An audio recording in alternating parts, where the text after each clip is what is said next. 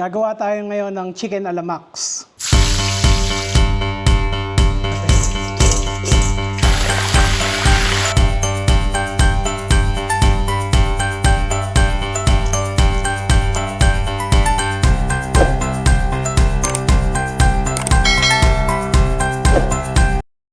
So meron ako ditong isang buong manok. Bali, pinahati ko lang siya sa dalawa. So ang una nating gagawin, lalagyan lang natin ng asin para may season na kaagad. Set aside natin. Sunod naman natin, ihanda natin yung poaching liquid. Sa isang pot, meron tubig. So habang pinapakulo, lalagyan natin siya ng mga aromatics. So maglalagay tayo ng isang ulo ng bawang. So hindi ko na rin naalisin yung balat. Tapos maglalagay din tayo ng sibuyas. So itong mga sibuyas, hatiin lang natin into quarters. Tapos gagamitin tayo ng leeks. So isang tangkay lang yung gamit ko. So bali puputol-putol lang natin siya.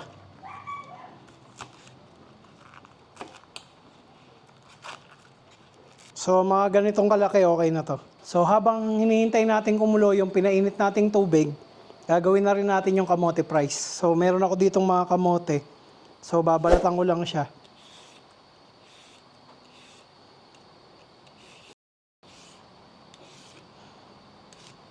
So pagkayari yung balatan, hiwain lang natin na parang French fries.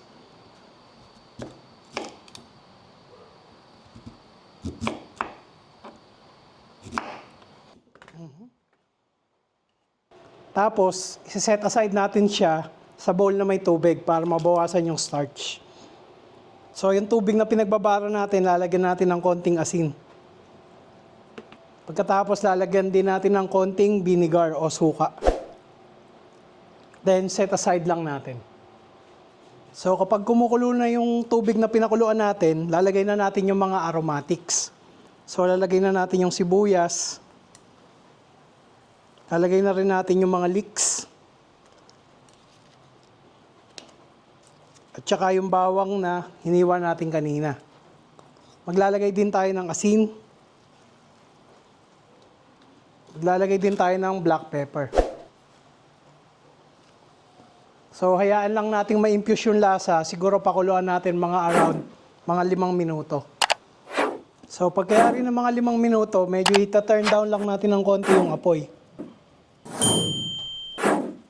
So ilalagay lang natin siya sa simmer. Pagkatapos, lalagay na natin yung mga manok kanina.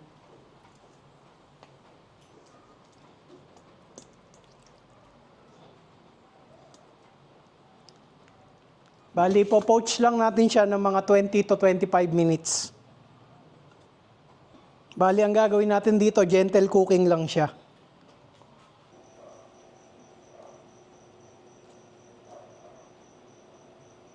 So, makalipas yung mga 25 minutes, aahunin na natin siya. So, dahan-dahan lang, iwasan nating masira yung mga balat niya.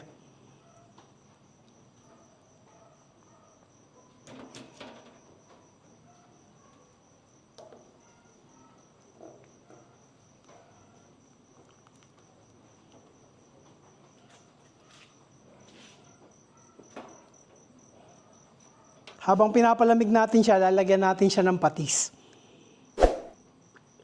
So, i-rub nyo lang sa buong manok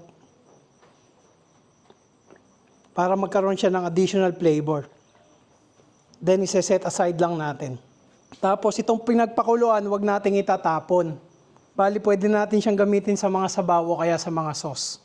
So, kapag malamig na yung mga manok natin, magpiprito naman na tayo. Magpapainit lang tayo ng mantika.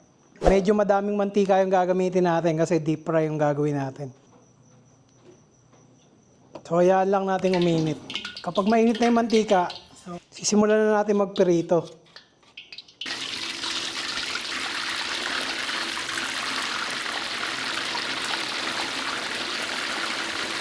Sa pagpiprito, kahit mataas na setting ng apoy yung gagamitin natin kasi fully cook naman na yung manok natin. Kailangan lang natin maging crispy yung mga balat niya.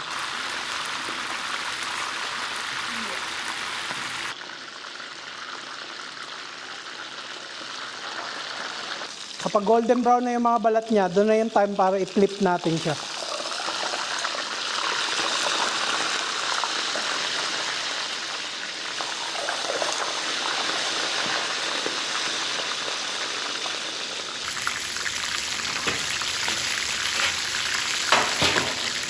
So kapag golden brown na yung kabilang side, hahanguin na natin siya.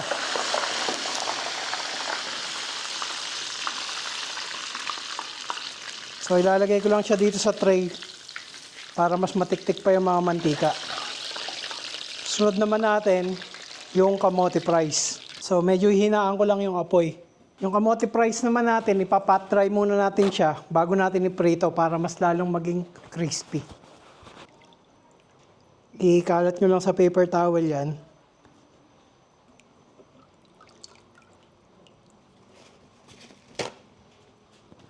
Then tutuyuin lang natin. Kasi moisture ang kalaban ng pagiging crispy. So, kailangan siyang tuyuin.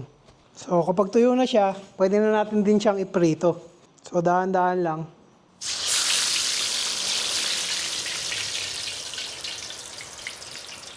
Sa same na mantika ko na rin pa siya ipiprito.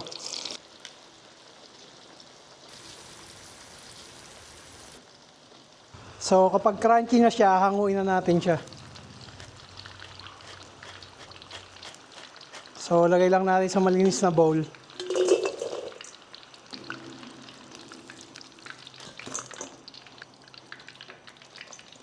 Tapos, sisiso natin siya ng salt. So, konting salt lang. Tapos, itotoss lang natin. So, tapos na yung mga components niya. Then, magpe-plating na tayo. Meron tayo isang plato. Serve lang natin siya ng may banana ketchup. Katapos,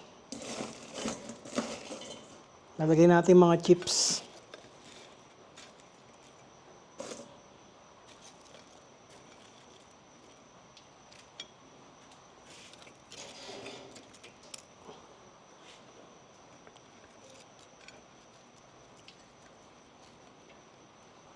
And that's it. Tapos na ang ating homemade na chicken a la Max.